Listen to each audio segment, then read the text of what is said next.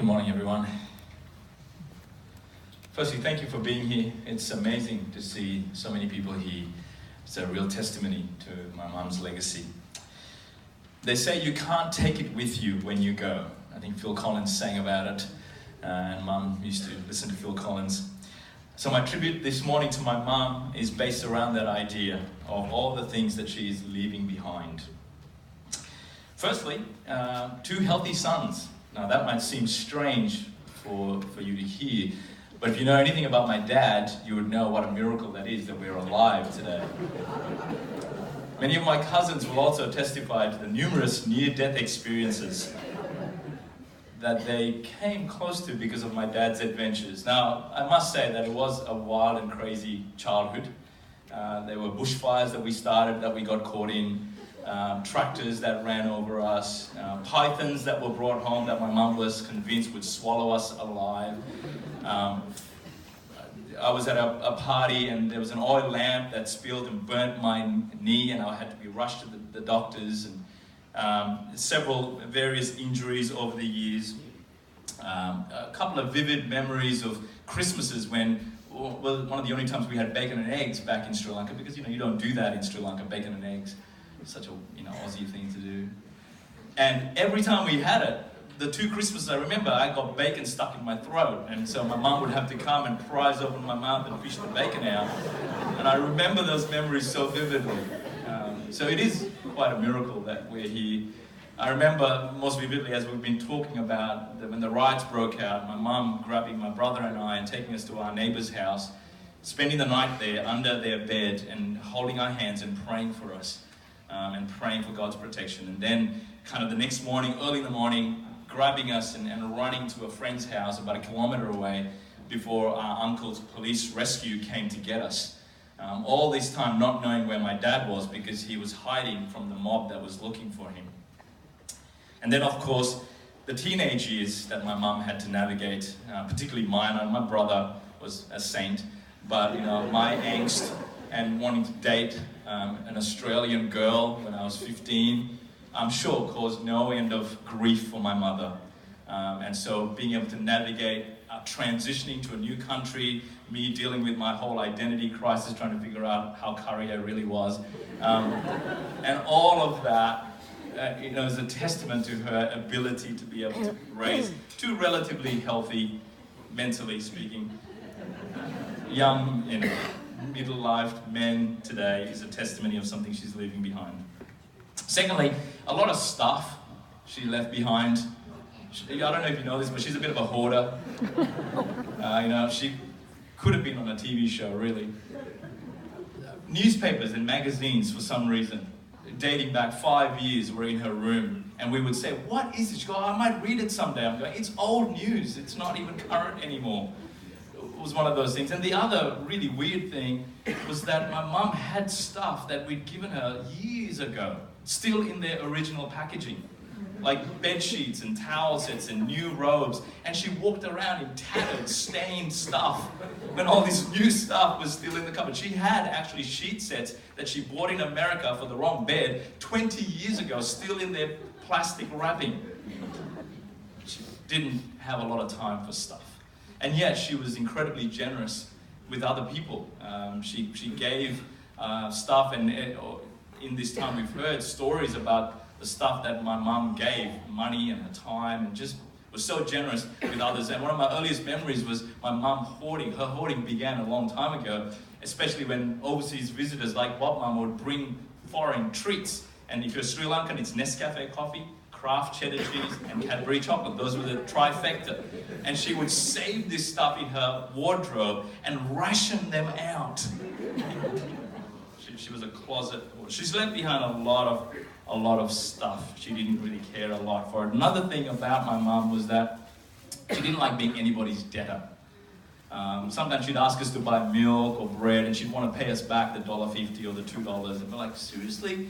Or she'd give us money to buy something, and we'd spend a little bit over. It was like 20 cents more or $1 more, and she'd want to pay us back the shortfall. So we got the last laugh because she prepaid this funeral, but it wasn't enough, Mum. It wasn't enough.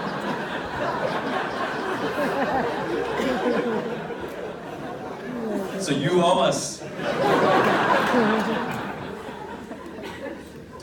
The third thing that she left behind were many, many good memories of good times. Our house growing up was the party house. Every Christmas, all my family would come and we would have many, many Christmases at our house, and there were treasure hunts and food aplenty and many, many laughs. And whether it was around a Scrabble board or a deck of cards or whatever it is, you know, my mum was she brought fun. She brought sunshine into everybody's day. There were many family picnics and retreats and getaways where my mum was the life of the party, and every generation really enjoyed her company. She was just fun to be around. And that was one of the saddest things about her dementia. It seemed to rob that part of her, the part that enjoyed life. And it made her a bit of a recluse, and often we'd find her sitting in her little chair out in the sunroom, just not doing much. And that was the saddest part. But thankfully, going to a nursing home seemed to bring some of that spark back, and really want to thank the staff there, some of them are here, for really bringing back some of that fun, cheeky part of my mum. And the dementia made conversations with her really interesting too. And so she was cheeky and fun in a sad but different kind of way as well. The fourth thing that she leaves behind is many, many people that she has touched, and you've already heard testimony of that. Lives that she's impacted, whether it's school friends, past people's family, cousins, and my cousins' kids from all over the world have been in touch with us by phone, SMS, email, just to tell us how much they love my mom, and some of them kind of sheepishly admitting that, you know, they liked her maybe a little more than some of the other relatives in the family. But she was that kind of person that really impacted people's lives.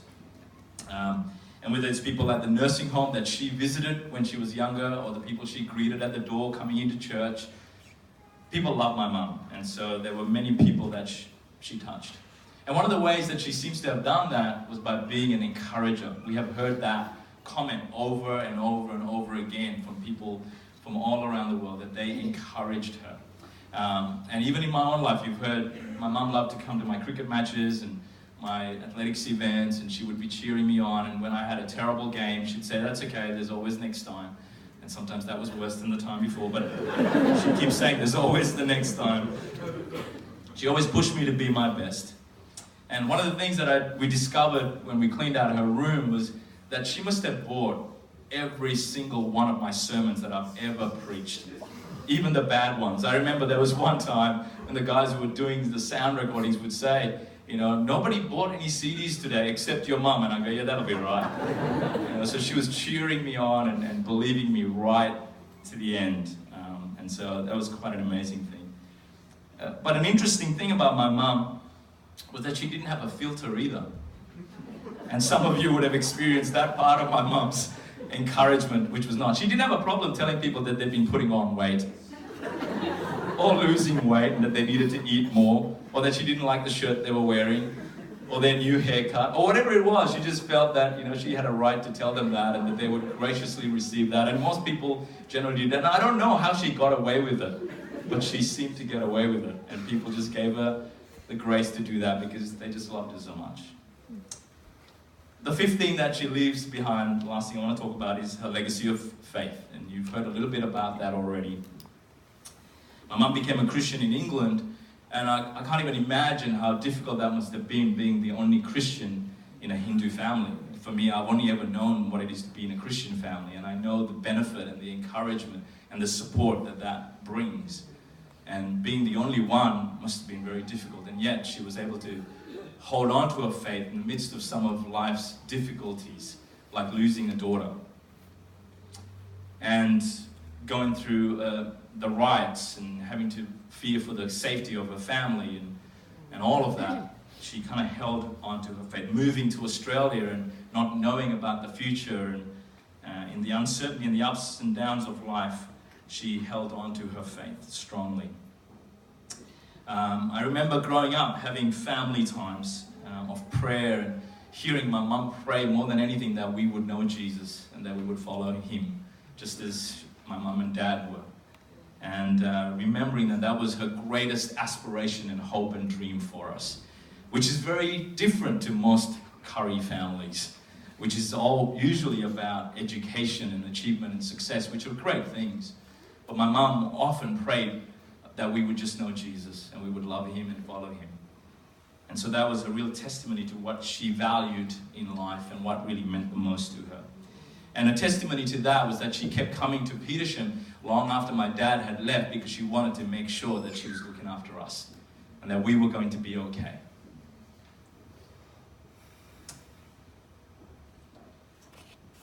And right till the end, she held on to Jesus. Her last words were, "Praise God, Jesus." It was incredible to see that, and I know it impacted me. I was doing so bad. Jesus has a way of doing that. But seeing her just glowing with her love for Jesus right at the end. They say you can tell a lot about a person by the way they die and what's on their mind in those last moments. And it was Jesus. It was her family. And she prayed for us and blessed us. And it was the most incredible thing to experience that. She left a rich heritage of faith and a legacy of faith. You see, a lot of people would think that my mum was a good person, and she was that. She was kind and generous, but it wasn't because she needed to earn God's approval or pleasure or anything like that. It wasn't to earn her salvation that she was good. She was good because Jesus had saved her. She was good because Jesus had changed her heart. She was good because she knew she was forgiven. She was good because she knew what Jesus had done for her on the cross. And she wanted to live that out. She wanted to reflect that, and she wanted to show that to everybody. That's why she was good. And she knew where she was going. She didn't doubt it for a moment that she was going to be with Jesus forever.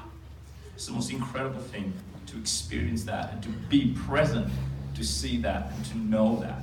There was no fear. There was no doubt. It was total hope, total confidence, total assurance that she will be with Jesus.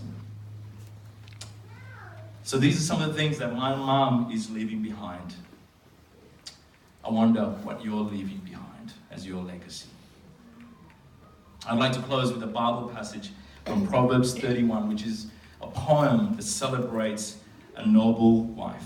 And it says this, and I think it aptly describes my mum. Charm is deceptive and beauty is fleeting, but a woman who fears the Lord is to be praised. Honor her for all that her hands have done, and let her works bring her praise at the city gate.